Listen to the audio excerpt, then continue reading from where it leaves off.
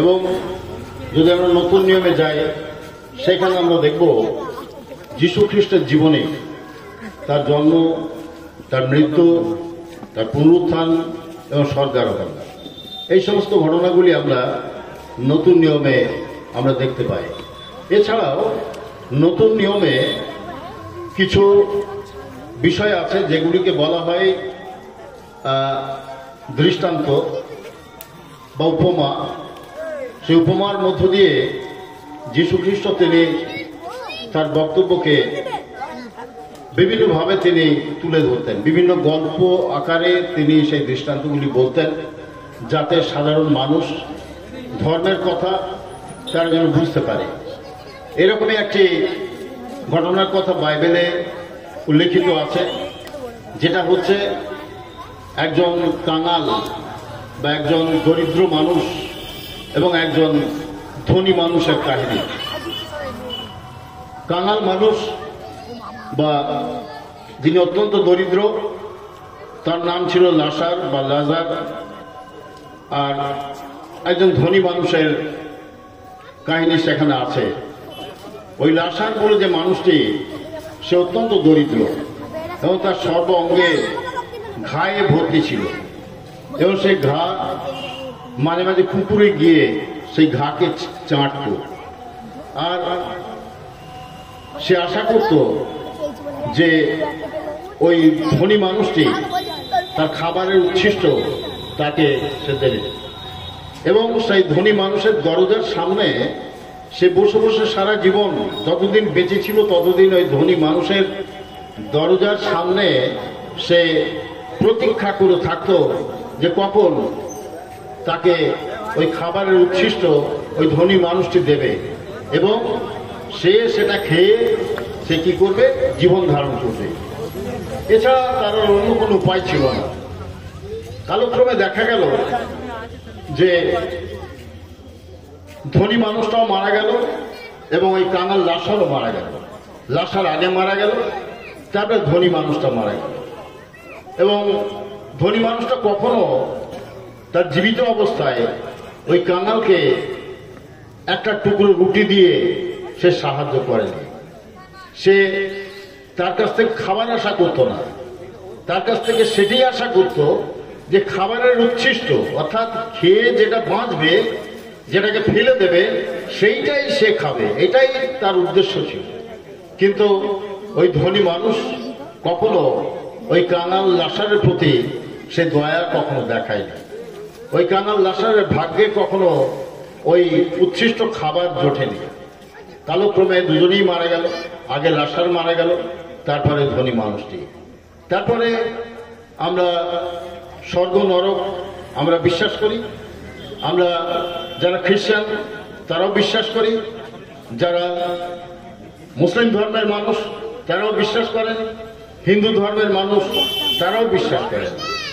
বেহেশতে একই, দোজক, বেহেশত এবং দোজক আপনাদের ধর্মে বলা হয়, আর আমাদের খ্রিস্টান ধর্মে বলা হয় হেডস অ্যান্ড গেহেন্না।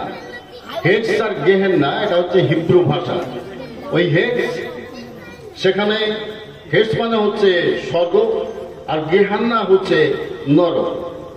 কালক্রমে দেখা গেল যে যখন সেই ধনী মানুষটি মারা গেল, সে উপরে গিয়ে দেখছে সেই কাঙাল লাসার সে অব্রাহাম বা আপনাদের কোরআনে যেটা ইব্রাহিম যেটাকে বলেন আপনার, সেই ইব্রাহিমের কোলে উনি বসে আছেন।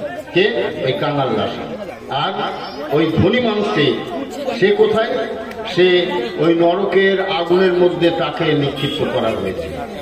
সে গেহেন্নাতে সে জ্বলছে এবং সে বলছে যে ওই লাসারকে বলা হোক আমি এই আগুনে পুড়ছি, ওই লাসারকে বলা হোক লাসার যেন তার কড়ি আঙুলের অগ্রভাগ দিয়ে এক ফোঁটা জল যেন সে আমার জিভে দেয়।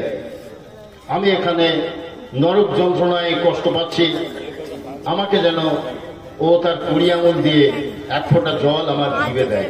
তখন তাকে একটি কথা বলা হয়েছিল যে তুমি জীবদ্দশায় অনেক সুখ ভোগ করেছ, আর এই লাশার কাঙাল অবস্থায় তার জীবদ্দশায় অনেক দুঃখ ভোগ করেছে, আর তাই এখন সে এখানে সান্ত্বনা পাচ্ছে আর তুমি এখানে যন্ত্রণা পাচ্ছ। জগতে যখন তুমি ছিলে তখন তোমার গাড়ে সামনে ওই কাঙাল সবসময় বসে থাকতো। সে তোমার কাছ থেকে তোমার উচ্ছিষ্ট খাবারের কণা সে চাইতো, তুমি তাকে সেটি দাওনি। অর্থাৎ তোমার যে কর্তব্য ছিল একজন মানুষের প্রতি, একজন দরিদ্র মানুষের প্রতি তোমার যে কর্তব্য ছিল, তোমার যে ভালোবাসা দেখানো ছিল, তা তুমি করোনি, তা তুমি দেখাওনি। আর তাই আজকে সে জগতে কষ্ট পেয়েছে, তাই সে এখানে স্বর্গে সে সান্ত্বনা পাচ্ছে। আর তুমি জগতে আনন্দ করেছো, আর তাই তোমার কর্তব্য তুমি পালন করনি, আর তাই তুমি এখানে নরক যন্ত্রণায় কাতর হয়েছো। মাঝখানে একটা ব্যারিয়ার আছে, এদিকের মানুষ ওদিকে যেতে পারবে না, ওদিকের মানুষ এদিকে আসতে পারবে না, স্বর্গের মানুষ নরকে যেতে পারবে না, নরকের মানুষ স্বর্গে যেতে পারবে না, মাঝখানে ব্যারিয়ার রয়েছে। সেই জন্য তোমার আর ওখান থেকে এদিকে আসার উপায় নেই। তখন একটি কথা সে বলেছিল, ওই ধনী বলেছিল যে এই স্বর্গ থেকে কাউকে পাঠিয়ে দেওয়া হোক এই মর্তের বুকে, যেন আমার ভাইদের, আমার ভাই যারা আছে জগতে বেঁচে, তাদের কাছে যেন তারা সাবধান বাণী যেন তারা প্রচার করে। তাকে একটি কথা বলা হয়েছিল যে সেইখানে জগতের মাঝে অনেক নবী আছেন, অনেক ভাববাদী আছেন, অনেক মানুষ আছেন, তারা তাদের কাছে প্রচার করবে। তাদের বাক্য শুনে, তাদের কথা শুনে, তাদের ধর্মের কথা শুনে তারা যদি মন পরিবর্তন না করে তাহলে সেটা তাদের বিষয়। এখান থেকে কাউকে পাঠানোর কোনো ব্যবস্থা নেই। বাইবেলে বলছে যে তোমাদের হৃদয় হচ্ছে ঈশ্বরের মন্দির, তোমাদের হৃদয় হলো ঈশ্বরের মন্দির। অর্থাৎ মানুষের হৃদয় হচ্ছে ঈশ্বরের মন্দির, ঈশ্বরের বাসস্থান। অর্থাৎ আমাদের হৃদয়ে ঈশ্বর বসবাস করেন। আমি যে ধর্মের মানুষই হই না কেন, আমাদের প্রত্যেকের অন্তরে, প্রত্যেকের হৃদয়ে, প্রত্যেকের মনে ঈশ্বর তিনি বসবাস করেন। আর তাই মানুষকে ভালোবাসা হচ্ছে ঈশ্বরকে ভালোবাসার সমান, মানুষকে সেবা করা হচ্ছে ঈশ্বরকে সেবা করার সমান। আমরা বিভিন্ন ধর্মের মানুষ, আমরা এই পৃথিবীর বুকে আছি। আমরা পশ্চিমবাংলার বুকে বিভিন্ন ধর্মের মানুষ, আমরা একে অপরের সঙ্গে আমরা প্রেমে ভালোবাসায় আমরা বসবাস করছি। প্রত্যেকটি ধর্মের মূল শিক্ষা কিন্তু এক, প্রত্যেকটি ধর্মের মূল বচন কিন্তু এক, প্রত্যেকটি ধর্মে ভালোবাসার কথা বলা হয়, প্রত্যেকটা ধর্মে মানুষের সঙ্গে মানুষের মিলনের কথা বলা হয়, মানুষের সঙ্গে মানুষের প্রেমের কথা বলা হয়। বাইবেলে বলছে তোমরা মন্দের দ্বারা পরাজিত না হইয়া উত্তমের দ্বারা মন্দকে পরাজিত করো। তোমরা মন্দের দ্বারা পরাজিত না হইয়া উত্তমের দ্বারা মন্দকে পরাজয় করো। উত্তম বিষয়, আমরা মানুষ, ঈশ্বরের সর্বশ্রেষ্ঠ সৃষ্টি হচ্ছে মানুষ। ঈশ্বর মানুষকে তিনি সৃষ্টি করেছিলেন এবং জগতের সমস্ত জীবজন্তু প্রাণী সমস্ত কিছু তিনি সৃষ্টি করেছেন, কিন্তু মানুষকে তিনি পৃথক করলেন, মানুষকে তিনি সর্বশ্রেষ্ঠ সৃষ্টি রূপে তিনি চিহ্নিত করলেন। কেন? সমস্ত জীব জন্তু জানোয়ার সবাইয়ের বুদ্ধি আছে, মানুষের বুদ্ধি আছে, তাহলে মানুষের সঙ্গে জীব জন্তুর ফারাকটা কোথায়? ঈশ্বর মানুষকে যে জিনিসটা দিয়েছিলেন অন্যদেরকে সেটি দেননি। মানুষকে তিনি দিয়েছিলেন বিবেক, মানুষকে দিয়েছিলেন বিবেক, আর এই বিবেক দ্বারাই মানুষ অন্য সৃষ্টির থেকে পৃথক। আর বিবেকের জন্য মানুষ হচ্ছে সর্বশ্রেষ্ঠ ঈশ্বরের সৃষ্টি। যখনই আমরা ভালো কাজ করবার চেষ্টা করব, বিবেক আমাদেরকে সেই জাগ্রত করবে, সেই পথে পরিচালিত করবে। আমরা মন্দ কাজ করার চেষ্টা করলে বিবেক আমাদেরকে সেই মন্দ কাজে পরিচালিত করবে। এই বিবেক আমাদেরকে বুঝতে সাহায্য করে কোনটা ভালো, কোনটা উত্তম এবং কোনটা মন্দ। আর তাই মানুষ আমরা হচ্ছে ঈশ্বরের সর্বশ্রেষ্ঠ আমরা সৃষ্টি, কারণ ঈশ্বর তিনি আমাদেরকে বিবেক দিয়েছেন।